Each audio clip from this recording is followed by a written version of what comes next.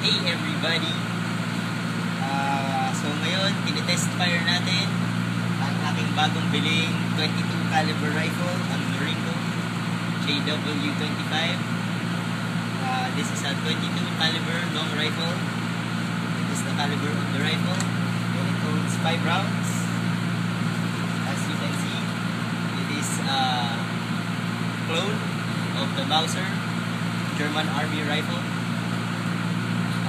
This costs 12,800 pesos plus 5,600 pesos na processing. So ngayon tinitest fire ko siya. So far, dahil siya isang bolt action rifle, wala naman siyang jams. Nakalika, tignan niyo yung groupings nito. As you can see, it is very accurate. Ito 5 rounds, pasok siya at 20 meters. Pasok siya dito sa sa target. Na yung target ko is bullet hole ng 45. So kahit na kahit na open sights yan, makita nyo very crude lang yung open sights niya. Ito yung post and notch lang.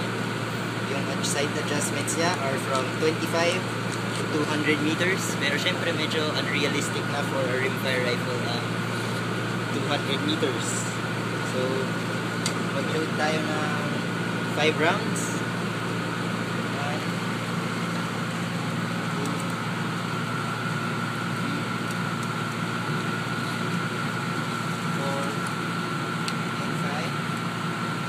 Magazine niya is a copy of yung CZ452 na rimfire rifle. Actually, alam ko yung action nito is based on yung CZ din, pero yung yung look niya, ang kinokopya niya is yung Mauser rifle. Para kung kayo, World War II buff tulad ko, gusto niyo feeling Wehrmacht kayo, ganyan, kaya nyo, ito affordable to na Mauser alternative. So tignan natin, paputok tayo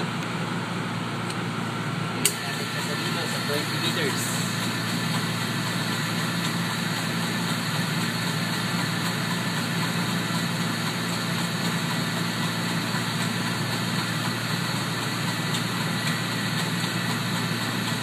Itong paggamit ng pag-shoot ng 22 rifle, actually mas maganda siya kaysa gumamit kayo ng mga higher powered weapons, lalo na kung may tinuturuan kayong mga bata, ganyan.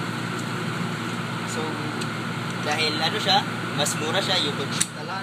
Tapos dahil low recoil siya, hindi magugulat yung bata, tsaka low noise. So maganda talaga siyang starter gun for young people. Let's shoot a 5 round loop. So kung makita nyo, para lang i-operate siya, pull up, pull back, tapos pag hila nyo pabalik, pababa, naka-chamber na siya. Tapos kung gusto nyo mag-safe, press forward nyo lang dun sa bolt. Tapos pag ready to fire na, pull back lang ulit. Let's fire off a group. Firing.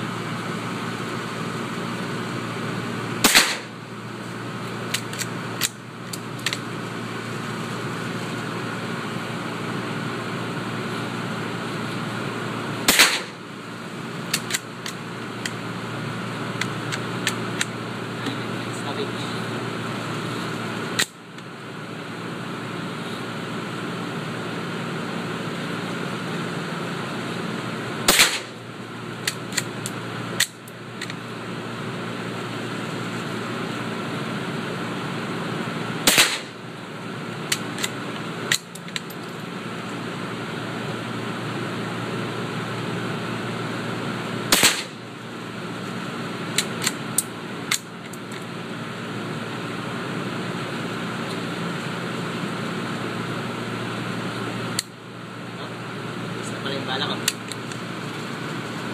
So, compared sa mga ibang 22 rifle na semi-automatic, kung first timer ka tulad ko sa bolt action system, medyo medyo mabagal talaga siya pag-load kasi akyat, i-lift mo pa siya, pull back, tapos push forward again, and then down.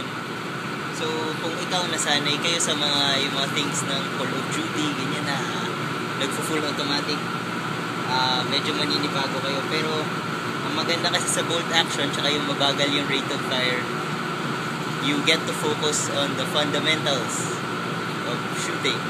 Yung breathing, aiming, yung sight picture, yung trigger pulling, yung follow through. So, ito talaga, ang 22 rifle is a trainer rifle. So, that's it para sa brief overview and shooting of the Norinco JW25 22 caliber rifle. This is Abel Texon saying bye-bye.